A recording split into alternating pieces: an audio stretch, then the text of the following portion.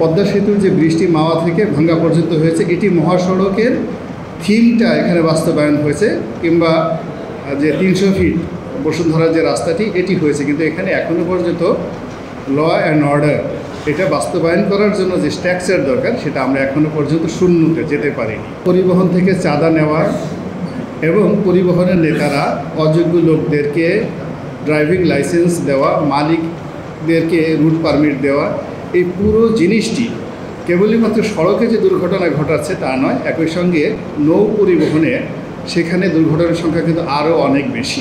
সিল্কোর silk and shine, যাতে আছে argan oil ও ওট প্রোটিনের গুডনেস, যা আপনার চুলকে রাখে হেলদি অ্যান্ড শাইনিং। আমি যোগাযোগ মন্ত্রণালয়ের সংক্রান্ত স্ট্যান্ডিং কমিটিতে ছিলাম এবং সেখানে এই প্রতিষ্ঠানটি সরকারের সঙ্গে অনেকগুলো কাজকর্ম করার চেষ্টা করেছে। তো সেই ক্ষেত্রে আমার কিছু ব্যক্তিগত অভিজ্ঞতাও রয়েছে।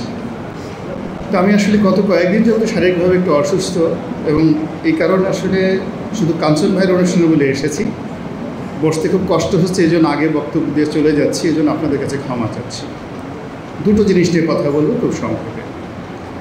প্রথম কথাটি হলো যে কাঞ্চন ভাই যে আন্দোলনটি করে যাচ্ছে, এই আন্দোলনের সঙ্গে তার যে হৃদয়, তার যে ভালোবাসা, তার যে ইমতেহান, হৃদয়ের যে আকুতি, এটি সচরাচর আমাদের বাংলাদেশে যারা আমরা সাধারণ মানুষ আমাদের মধ্যে থাকে না।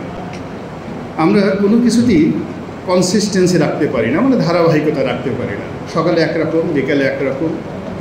তো সেক্ষেত্রে স্ত্রীর প্রতি ভালোবাসার কথা বলুন, কিংবা নিরাপদ সড়ক করার জন্যে একটি ধারাবাহিক আন্দোলন চালিয়ে যাওয়া বলুন, 31 বছর ধরে তিনি যে কাজটি করেছেন এটি কোনো সাধারণ বাঙালির কাজ নয়।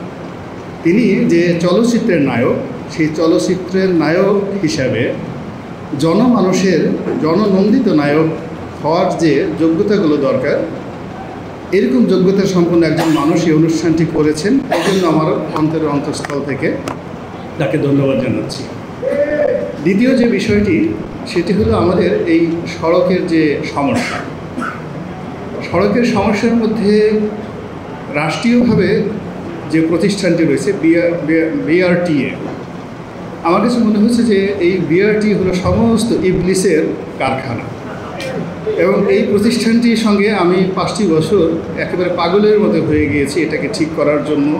কিন্তু বাস্তবতা হলো এখানকার সিন্ডিকেট এবং সিন্ডিকেশন, এর সঙ্গে রাজনীতি, এর সঙ্গে চাঁদাবাজি, এবং এর সঙ্গে হাজার হাজার কোটি টাকার যে অবৈধ লেনদেন, এই বিষয়টি আসলে একজন প্রধানমন্ত্রী, একজন যোগাযোগ মন্ত্রী, তার সঙ্গে সঙ্গে জনগণের একটা সম্মিলিত সহযোগিতা না থাকলে এই সড়কের যে দুর্ঘটনা এটি নিয়ন্ত্রণ করা সম্ভব নয়।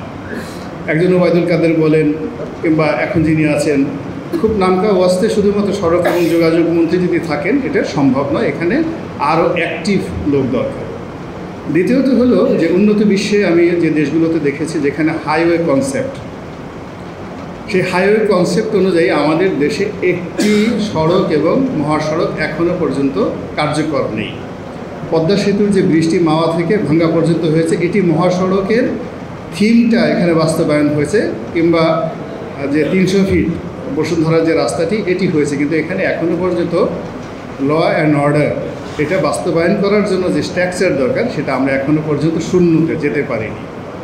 এরপরে বিভিন্ন জায়গাতে যে সড়ক বাতি, ট্রাফিক সিস্টেম, এইগুলোর পাশাপাশি সবচেয়ে বেশি সমস্যা হলো এখানে রাজনীতির দুর্বৃত্তায়ন, অর্থাৎ পরিবহন থেকে চাঁদা নেওয়া এবং পরিবহনের নেতারা অযোগ্য লোকদেরকে ড্রাইভিং লাইসেন্স দেওয়া, মালিকদেরকে রুট পারমিট দেওয়া, এই পুরো জিনিসটি কেবলই মাত্র সড়কে যে দুর্ঘটনা ঘটাচ্ছে তা নয়, একই সঙ্গে নৌ পরিবহনে সেখানে দুর্ঘটনার সংখ্যা কিন্তু আরও অনেক বেশি। অর্থাৎ লঞ্চের, ট্রলারে, তারপরে ইঞ্জিন চালিত বোটে, সেখানে যে প্রতিনিয়ত কত মানুষ মারা যাচ্ছে এবং কত দুর্ঘটনা হচ্ছে, এটা যদি সড়কের সঙ্গে যোগাযোগ করা হয়, মানে যোগ করা হয়, এটা আরও বেশি হয়ে যাবে। তো কাজেই এই বিষয়গুলো নিয়ে আমরা যারা সচেতন নাগরিক আছি আমাদের সবাইকে কাজ করতে হবে। একা ইলিয়াস কাঞ্চন সাহেবের পক্ষে সম্ভব নয়, একা কোনো সরকারের পক্ষে সম্ভব নয়।